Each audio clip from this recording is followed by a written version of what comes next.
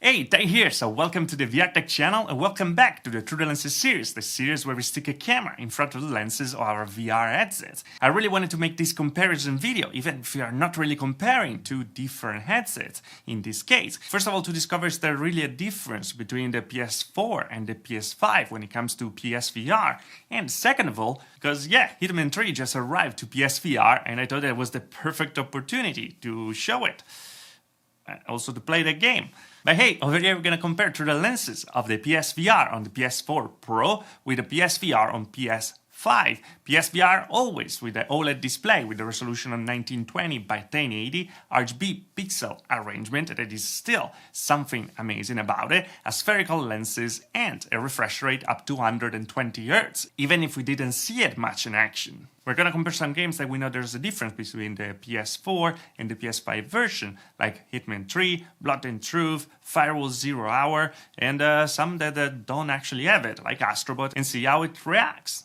Is it a good idea to upgrade to PS5 from PS4 Pro just for VR? Of course, if you can buy it, well, let's discover it together in this video. But as always, this is not a science. These screens, these lenses are made for your eyes and not for the lenses of the camera. So take your own conclusions, see what you want to see, and then let's talk about it at the end of the video. So without further ado, let's get into it.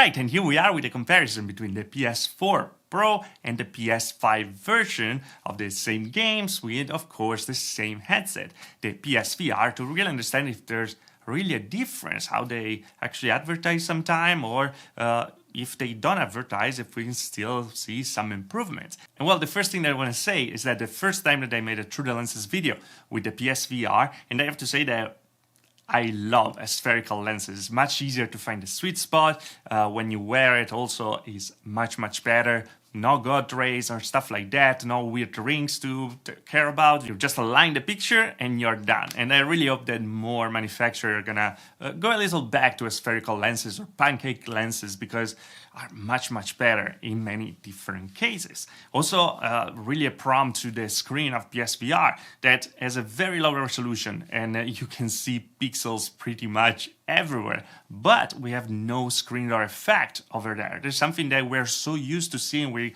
used to fight so much in VR, and just now with super high resolution headsets like the HP Reverb G2 with a 2160 by 2160 in resolution, we're starting actually to get rid of. And well, PSVR is pretty old, and well, screen door effect is really hard to see. Yes, you see the pixels, but you don't see the space between the pixels. So really an amazing job over there. It's also rare to have an OLED display with RGB pixel arrangement still right now. So yeah, prompt to it for sure. But let's go through these pictures to understand a little what we saw. Well, some games don't really seem to show much difference between the PS4 Pro version and the PS5 version. Well, the resolution is that low that even if you super sample on the back, it's gonna be barely noticeable. You can notice when you zoom in the objects very further away that yeah, the PS5 in some cases like in Hitman 3 has a little advantage over there, but yeah, when you play it's not something super noticeable.